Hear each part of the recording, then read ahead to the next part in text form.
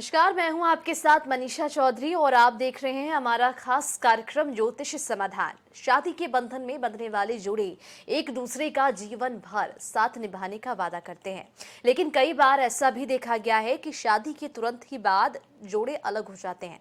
इसके पीछे सबसे बड़ा कारण कुंडली दोष माना जाता है। अरेंज और लव मैरिज दोनों में कुंडली मिलाना कितना जरूरी है ताकि ग्रह अनुकूल रहे और वैवाहिक जीवन सुखमय रहे, इन सब पर बात करेंगे ज्योतिष आचार्य अरविंद तिवारी जी से। पंडित जी, बहुत बहुत स्वागत है आपका आईएनएच न्यूज पर।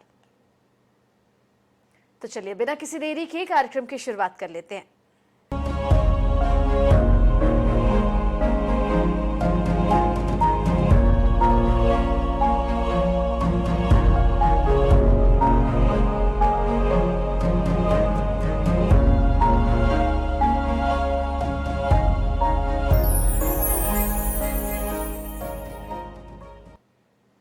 तो पंडित जी, आज हम बात कर रहे हैं कि शादी के बंधन में बंधने से पहले कुंडली मिलाना कितना जरूरी माना जाता है। क्या शादी के लिए कुंडली मिलान आवश्यक है?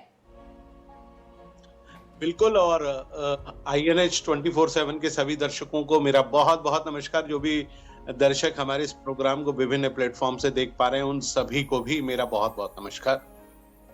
बिल्कुल, क्या होता है कि वैवाहिक जीवन जीने के लिए भारतीय ज्योतिष में बहुत सारी बातें कही गई, और सबसे महत्वपूर्ण चीज जो आज के दौर में है, चूंकि पहले भी हम लोग इस बात को मानते थे, लेकिन आज के दौर में भी आप देखिए कि हमारे हिंदू धर्म, सनातन धर्म में वैवाहिक जीवन जीने के लिए माता पिता वर और वधू की कुंडली का मिलान करते हैं। अच्छा, कुंडली मिलान करने की बहुत सारी पद्धतियां हैं, लेकिन सबसे प्राचीन जो पद्धति है, जिसको बोलते हैं अष्टकूट मिलान, या जिसको मेलापक पद्धति भी कहा जाता है, उस पद्धति से हम लोग कुंडली का मिलान करते हैं। इसके अलावा मॉडर्न एस्ट्रोलॉजी में आजकल एक नई विधि आई हुई है, जो आजकल हम जैसे जो मॉडर्न एस्ट्रोलॉजर हैं उसका भरपूर इस्तेमाल करते हैं। यानी कुंडली के ऊपर ठीक कुंडली रख देते हैं, 12 खानों का मिलान करते हैं, और 12 खानों का मिलान करने के साथ साथ ये भी देखा जाता है कि जातक की जो षोडश वर्ग कुंडलियां हैं, माने 16 प्रकार की कुंडलियां होती हैं, जो जातक की संतान से लेके उसके कार्य और जीवन में वो क्या करेगा, किस प्रकार करेगा, उस सब को हम मिलाते हैं। लेकिन सबसे ज्यादा जो प्रचलित पद्धति है उसको बोलते हैं अष्टकूट मिलान। अष्ट का मतलब होता है 8, माने हिंदी का जो संस्कृत का शब्द है अष्ट 8, कूट का मतलब होता है विधि। तो 8 तरीके से गुण मिलान किया जाता है। अच्छा, इस 8 तरीके से गुण मिलान को करने के लिए सबसे ज्यादा जो महत्वपूर्ण चीज होती है, उसमें वर और वधू की कुंडलियां बनाई जाती हैं। अच्छा, कुंडली कैसे बनाते हैं? कुंडली बनाने के लिए 3 चीजों की आवश्यकता होती है: जन्म तारीख, जन्म का महीना, जन्म का वर्ष, जन्म का समय और जन्म का स्थान। देखिए, कई बार जो है लोगों को अपना समय नहीं मालूम होता है, तो चंद्र कुंडली के आधार पर भी हम लोग कुंडली बना लेते हैं, क्योंकि चंद्रमा अमूमन 2 से 2.5 दिन एक ही राशि में भ्रमण करता है। किसी भी व्यक्ति की चंद्र राशि पता होना बेहद आवश्यक है, वरना इस अष्टकूट मिलान पद्धति का किसी भी स्वरूप में कोई भी लाभ कभी भी नहीं हो सकता है। तो उसके लिए क्या करना पड़ता है? जैसे उदाहरण के तौर पर हमने वरो वधू की कुंडली बनाई, और उसके बाद चूंकि 12 राशियां होती हैं, मेष राशि से लेकर मीन राशि तक, और 27 नक्षत्र होते हैं।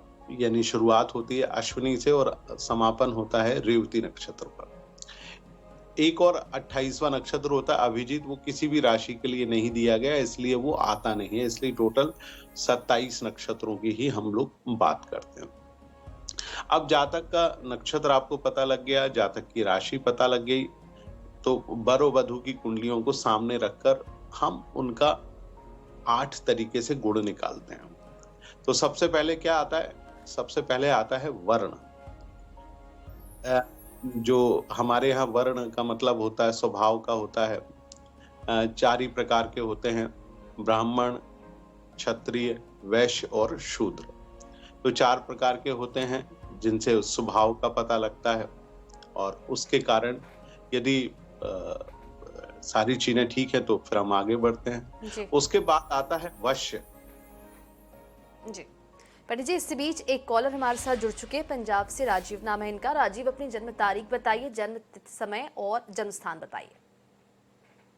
10 जनवरी 10 जनवरी 1995, 1995। जन्म समय 4:45 शाम के 4:47 शाम के 45 मिनट शाम के। जी, जन्म स्थान जन्म स्थान जी लुधियाना जी। बेटे की शादी के बारे में पूछना जी, कब होगी? जन्म स्थान लुधियाना। पंडित जी, अपने बेटे की शादी के बारे में पूछना चाहते हैं, कब तक होगी शादी? ये आपके बेटे की कुंडली है। हेलो। हाँ जी, बेटे की है जी।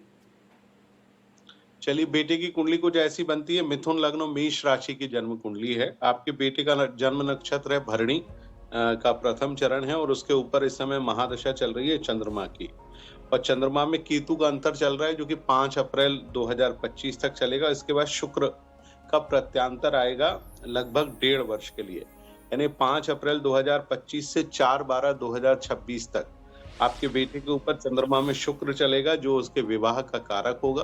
तो उस तारीख के बाद आपके बेटे का विवाह होगा। परंतु एक चीज का ध्यान रखिए, सप्तम भाव में सूर्य बैठे हुए हैं जो कि वैवाहिक जीवन के लिए सुखद नहीं माने जाते हैं। तो जब भी इनका आप विवाह कराएं तो सूर्य पूजा जरूर कराइएगा। हमारे यहाँ सूर्य पूजा कराने से ये सूर्य संबंधी दोष नष्ट हो जाएगा और आप निश्चिंत रहिए। 5 अप्रैल के बाद विवाह होने के पूरे योग हैं। जी पंडित जी, आपसे ये भी जान लेंगे कि कितने गुण मिलने से शादी होती है। कुंडली में कितने गुण मिलान होते हैं तब शादी हो सकती है? बिल्कुल मनीषा जी, आपको मैं बताऊं कि कम से कम 18 गुण मिलना चाहिए, क्योंकि हमारे यहाँ अष्टकूट पद्धति से 36 गुणों का मिलान होता है। माने आप देखिए कि हर एक के लिए एक एक गुण दिया गया है। जैसे मैंने आपको शुरुआत करी, सबसे पहले वर्ण का 1 है, वश्य के 2 हैं, तारा, चूंकि हमारे यहाँ नक्षत्रों की बात करी जाती है तो 27 नक्षत्रों में को 9 तारा में हमने डिवाइड किया हुआ है। इसके बाद आती है योनि। 14 प्रकार की योनियां मानी जाती हैं। योनि का मतलब होता है वैवाहिक जीवन में शारीरिक संबंध किस प्रकार से आपके बनेंगे। कई बार आपने देखा होगा कि आजकल डिवोर्स का एक और कारण ये भी हो गया है। इसके बाद आती है 5वें नंबर पर ग्रह मैत्री। क्या आपके दोनों के बीच में ग्रह मिल रहे हैं? नहीं मिल रहे हैं तो हम अमूमन मना कर देते हैं कि भैया ग्रह मैत्री नहीं है, विवाह नहीं हो पाएगा। इसके बाद आता है गण। गण का मतलब होता है, हमारे यहाँ 3 ही है, दैत्य, राक्षस और देवगण। हम लोग 3 ही गणों की बात करते हैं। इसके बाद आता है भकूट। भकूट सबसे ज्यादा इंपॉर्टेंट होता है। आप माने वर और वधु के बीच में क्या मन का मिलान होगा या नहीं होगा, ये चंद्र राशि से पता लग जाता है। आपने देखा होगा हम लोग हमेशा जब भी विवाह की बात करते हैं तो भकूट मिलना सबसे ज्यादा इंपॉर्टेंट होता है। इसमें खास तौर से हमारे यहाँ 3 प्रकार की चीजें पाई जाती हैं जिनको मिलाना बहुत जरूरी होता है। उदाहरण के तौर पर यदि 2-12 का योग नहीं होना चाहिए। 2-12 का तात्पर्य क्या होता है, उदाहरण के तौर पर आपको बताता हूं। मान लीजिए आपकी राशि मेष राशि है और अगली राशि वृषभ है। मेष राशि से वृषभ तो दूसरी है, परंतु वृषभ से मेष राशि जो है वो 12वीं पड़ती है, यानी 2-12 का योग है। इसके बाद जो अगला आता है वो आता है 4-8। माने वर की राशि से वधु की राशि चौथी ना हो, या वधु की राशि से वर की राशि चौथी ना हो, या 8वीं ना हो।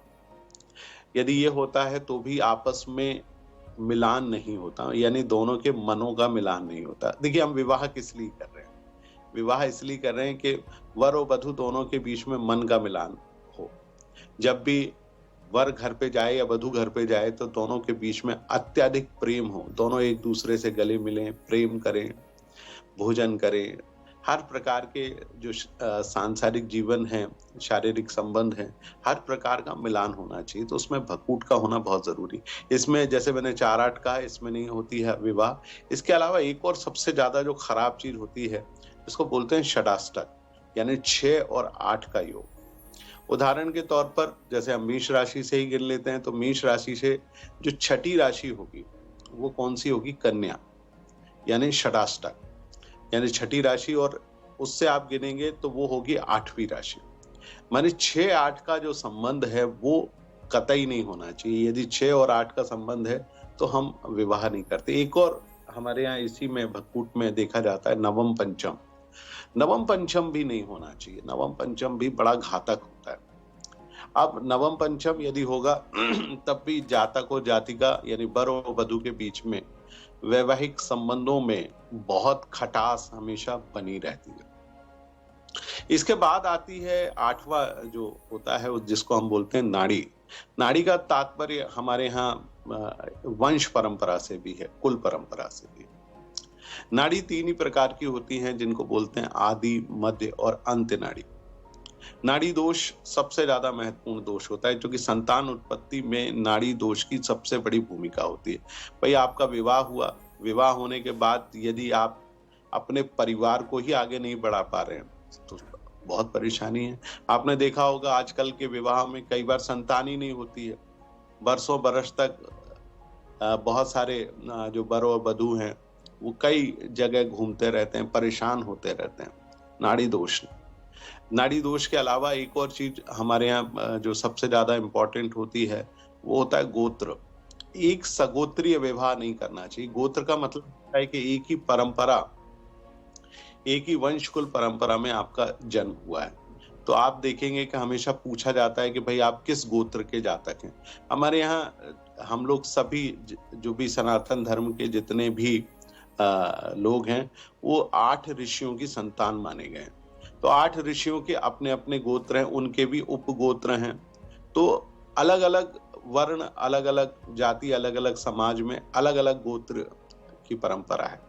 तो उसमें ये पूछा जाता है कि भैया अमूमन आप किस गोत्र के हो। यदि आपने कहा हम एक ही ऋषि गोत्र के हैं, जैसे उदाहरण के तौर पर भारद्वाज है, अगस्त है या वशिष्ठ हैं, तो एक गोत्र कुल परंपरा में विवाह नहीं किया जाता। उससे संतान को हमेशा कष्ट होता है। जी जी पंडित जी, बात कर रहे हैं कुंडली पे, तो ये भी जान लेते हैं आपसे कि कुंडली मिलान के दौरान कौन सी बातों का खास ध्यान रखना चाहिए, कौन से वो गुण होते हैं जिसके मिलान से शादी अति उत्तम माना जाता है। देखिए हमारे यहाँ जो सबसे पहली चीज कही गई है कि नाड़ी दोष नहीं होना चाहिए, भक्कूट का मिलान सबसे बेहतर होना चाहिए, ग्रह मैत्री सबसे ज्यादा जरूरी है। ये 3 यदि आपकी कुंडली में सर्वश्रेष्ठ तरीके से मिल रहे हैं तो आप मानकर चलिए कि आपका विवाह जो है वो बहुत सुंदर विवाह होता है। यानी उदाहरण के तौर पर ग्रह मैत्री ये सबसे ज्यादा इम्पोर्टेंट है। यदि मान लीजिए आपके ग्रहों में मैत्री नहीं है, उदाहरण के तौर पर आपका राशि स्वामी ग्रह सूर्य है, सूर्य की एक ही राशि है जो कि सिंह राशि है, या मंगल की एक राशि है, 2 राशियां मानी जाती हैं जिनमें मेष और वृश्चिक राशि की बात हम लोग करते हैं। तो इनका मिलान शनि की राशियों से नहीं होता। शनि की राशियां कौन सी हैं? कुंभ और मकर। आपस में विवाह नहीं कर सकते क्योंकि सूर्य और शनि, मंगल और शनि की आपस में बहुत ज्यादा शत्रुता होती है। ठीक इसी प्रकार से मंगल के साथ शुक्र की भी शत्रुता बहुत ज्यादा है। यानी मंगल के स्वामित्व मेष राशि और वृश्चिक राशि वाले जातकों का विवाह जो है वो वृषभ और तुला राशि वाले जातकों के साथ नहीं किया जा सकता। हमेशा आपस में झगड़ा बना ही रहता है, यानी रोज खटपट होती रहती है। जैसे ही लड़का घर आया या लड़की घर आई तो दोनों में झगड़ा शुरू हो जाता है। ठीक उसी प्रकार जो है वो बुध की राशियां जिसमें मिथुन और कन्या राशि है, उनका विवाह जो है वो हालांकि सूर्य के साथ बुधादित्य योग होता है, यानी सिंह राशि के साथ नहीं कर सकते हैं, बहुत झगड़े होते हैं। इसके बाद आप देखिए कि मीन राशि के जो जातक हैं, माने जो गुरु के स्वामित्व वाली जो राशियां हैं जिनमें धनु और मीन राशियां हैं, उनका विवाह भी शनि की राशि वाले जातकों, खासतौर से मकर और कुंभ वालों से कतई नहीं किया जाता। आप देखेंगे मकर से कुंभ जो है माने मीन से यदि आप कुंभ को देखेंगे तो वो जो है वो 12वीं होती है और उससे 2-12 का योग बनता है। ठीक उसी प्रकार से आप धनु और मकर के बीच में देख लीजिए 2-12 का योग बनता है। ठीक इसी प्रकार से जो है वो मिलाया जाता है। लेकिन यदि सम राशियां हैं, उदाहरण के तौर पर बुध, शुक्र और शनि के स्वामित्व वाली जो राशियां हैं, इनमें आपस में खूब प्रेम होता है, मित्र राशियां होती जी हैं। पंडित जी, इस सेम राशियों की अगर हम बात करें तो क्या अगर दो व्यक्तियों की राशि सेम है, जैसे कुंभ राशि वाली अगर कुंभ राशि वाली लड़की से शादी कर रही है तो क्या उसको लेकर योग बनता है, शादीशुदा जिंदगी अच्छी बीतती है उनकी? बिल्कुल मनीषा जी, इसमें जो यदि आप अपन बहुत गंभीरता से इसमें विचार करें तो इसमें नक्षत्रों का बड़ा खेल होता है। यानी उदाहरण के तौर पर धनिष्ठा से लेकर शतभिषा तक अलग अलग नक्षत्र यदि हैं तब भी विवाह किया जा सकता है। जैसे आपने कुंभ की बात की, कुंभ में भी यदि उदाहरण के तौर पर शतभिषा नक्षत्र है, जो बड़ा महत्वपूर्ण नक्षत्र है, उसके चारों चरण को यदि हम गिन लिया जाए, यानी पहला, दूसरा, तीसरा और चौथा, यदि वर और वधू दोनों के चरण भी अलग अलग हैं, माने शतभिषा का जो विवाह है वो दूसरे, तीसरे और चौथे चरण के जातक से हो सकता है, लेकिन पहले चरण में यदि आपका है तो विवाह होना असंभव है, बिल्कुल नहीं पटेगी। हालांकि कुंभ राशि एक बहुत गंभीर राशि मानी जाती है। कुंभ का मतलब होता है घड़ा, और घड़े में आप कुछ भी भर दो तो वो बड़ा मैनेज करता है, वो तब तक नहीं उबलता जब तक कि उसमें कोई भी चीज ओवरफ्लो ना हो जाए। तो बड़े गंभीर राशि मानी जाती है, तो बिल्कुल इस तरह से भी हम विवाह कर सकते हैं। सबसे ज्यादा जो बात होती है वो मैंने जैसा प्रारंभ में भी कहा कि भकूट की को लेकर बात होती है कि संतान उत्पत्ति होगी कि नहीं होगी, या नाड़ी को लेकर सबसे ज्यादा बात होती है कि यदि एक ही नाड़ी है दोनों की तो विवाह होगा कि नहीं होगा। ये बड़ा महत्वपूर्ण माना जाता है। ग्रह मैत्री आप जरूर देखिएगा, वो सबसे ज्यादा जरूरी है। हालांकि विवाह में बहुत सारी चीजों के आज के दौर में समाधान निकाले जाते हैं। हाँ, इसके अलावा एक और बड़ी इंपॉर्टेंट चीज है जो जिसपे हमने कई प्रोग्राम भी किए हैं, वो है मांगलिक दोष।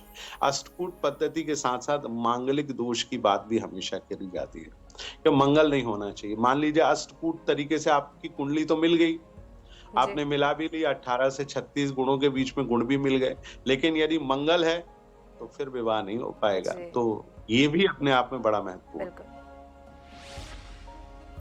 तो पंडित जी से जाना आपने कि शादी के बंधन में बंधने से पहले कुंडली मिलान कितना आवश्यक होता है, क्या कुछ दोष होते हैं, कितने गुण मिलने से शादी होती है, और क्या कुछ गुण होते हैं जो नहीं मिलने से शादी नहीं होती है। हमारे साथ जुड़ने के लिए पंडित जी बहुत शुक्रिया आपका। और इसी के साथ आज के इस कार्यक्रम में इतना ही। कल फिर एक नए विषय के साथ आपसे रूबरू होंगे, तब तक के लिए नमस्कार।